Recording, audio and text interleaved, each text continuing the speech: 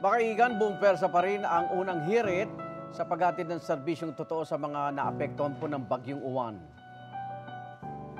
Sina Susie at Shaira may hatid na libreng almusal at relief goods sa barangay Kaingin, diyan po sa Santa Rosa, Laguna. At makita niyo po si Anjo, nasa Nagilian, Isabela.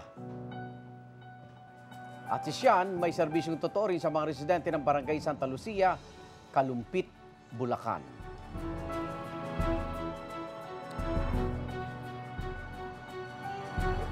Nakabangka talaga si Sian. Unahin natin si Sian na nakasakay na sa bangka dahil ang ilang parte ng Barangay Santa Lucia sa Kalumpit, Bulacan umaabot hanggang dibdib ang baha. Nako, kumusta kaya ang mga kapuso natin dyan, Sian?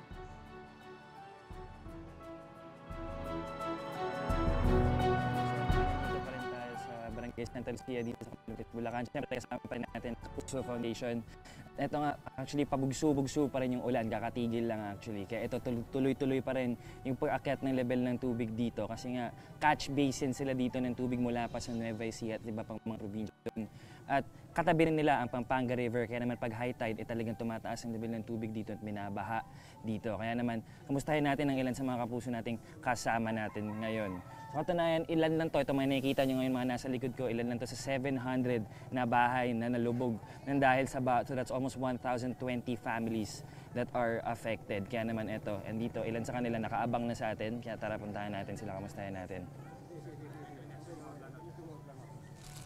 Good morning po, good morning po sa inyo. Ito naman po, tanggapin nyo po muna to. Ito po, ayan, pasa-pasa na po tayo. Ayan, ito po. Ayan. Kanina po itong bahay ngayon na nasa likod natin. Sa inyo po ba ito? Kanina po. Aurea Sabino. Kanina po. Aurea Sabino. Kaya po ba yun? Hindi, si nanay. Okay po. Nay, so kamusta naman po yung... Ito, biglang ganito nakalalim. So paano naman po yung pang-araw-araw nyo ngayon? Wala po, puro hirap ang inaabot namin. Hindi lang yung araw nito. May kita po kami sa linggong nakalubog sa tubig. Mahigit isang linggo na to. So isang linggo na rin ganitong level ng tubig? Talaga ba? Ngayon lang po napakalaki pero nakaraan konti lang itinaas. Kasi talagang binabaha po dito pag high tide. So paano po yun pag high tide? Ano, gulatan lang po ba kayo? Paano nyo po nasasabi na papasok yung tubig? Wala po, yung sa mga weather sa YouTube nakikita namin yung pagdating ng Nakikita nyo tubig. na lang po. So ano po, nung kagabi, mga nasaan pa po yung tubig? Ano po, ang tubig po kagabi, malaki na pero ngayong mga bandang 3 3 a.m. 3 a.m. na. Sobra na pong laki. Umabot na ito hanggang bewang Opo. na. Balita ko nga po hanggang dibdib pa po yung ibang level ng tubig dito. Totoo ba Lalo yun? na po doon sa gawing purok 2, 1, ganyan. So ngayon po, sino pong kasama niyo pong pamilya dito? May mga bata po ba kayong kasama? Meron po. Marami kayong batang kasama. Nakita ko po nung papasok ako dito, may mga schools akong dinaanan. Paano po yung school nila? Wala po, lagi lang po, yung katulad po niya, may itaas kami. Nandun lang naman sila sa itaas. So laging kanselado yung school. So paano po kayo nakapaglabas-pasok dito sa Barangay Santa Lucia ngayon? Ito, ganito. Sa ngayon po, hindi pa bangka ang ginagamit namin, yung mga tricycle na tiklingeka ang tawag. Tekting. Okay, maraming salamat po. Ito po, kunin niyo pa po pala. Ito po, yung mga nasa likod niyo, nakatingin na yan. Ito po. Ito po yung iba. Ito po, puro mga bahay niyo po itong nasa likod niyo ngayon.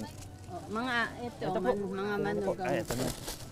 Sige na, maraming salamat po. Thank you po, mag-ingat po kayo. Ito, puntahan pa natin ng iba dito. Actually, dito nga kasi nga talagang sanay na sila sa baha.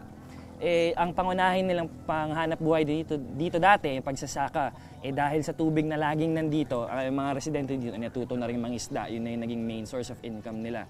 Pati yung mga nakikita ko kanina yung sinakyan namin papunta dito, pati yung mga tricycle nila, elevated na lahat. Ito, may mga bangka na rin ng halos bawat residente dito kasi talagang prone sa baha to. Ito po, ilan pa mga residenteng nandito. Ito po, kunin niyo po ito. Ito po. Thank you. Ito po, Nay. Ito, Nay. Kayo po. Nay. Kamusta po kayo, Nay? Ano pong pangalan niyo po?